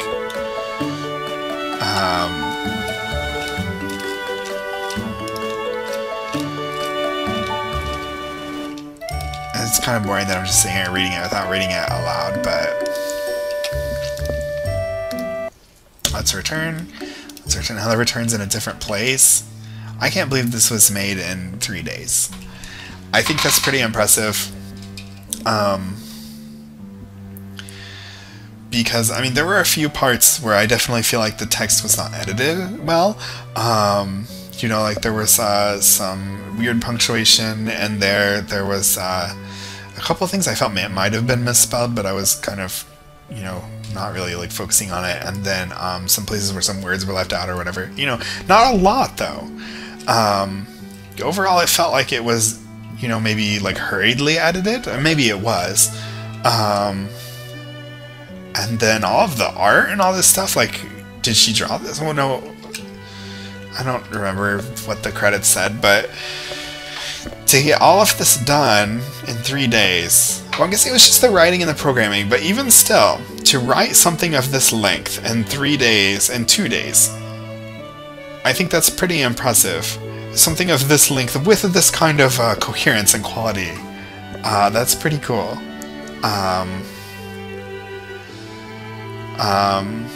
Other than the guy kissing her at the end and kind of like, I don't know, being all weird, like, and I guess maybe he's a new doctor, you know, so he hasn't been through this before.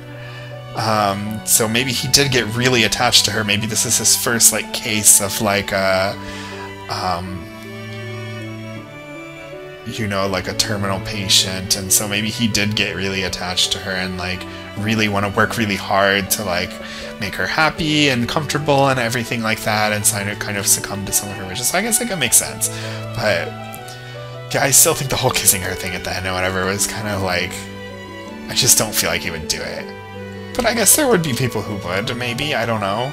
I didn't find his reactions at the end to be all that believable, like the whole, like, crying so much and all that stuff, when she's pretty much been in the same kind of position and said a lot of those same kind of things this entire time, and, he didn't, like, do that then, and, like, just because they're outside, cherry blossoms, you know, I think for him this would feel more mechanical, because he is doing a lot of this as part of his job and stuff, so that part was not so great, but I think that Karuta like feelings, and Karuta. Sorry, I think a lot of her like feelings, like the kinds of like mix of feelings and stuff she experienced and the way she expressed it, even though it was kind of tedious how she would constantly say the like I don't care anymore things, like.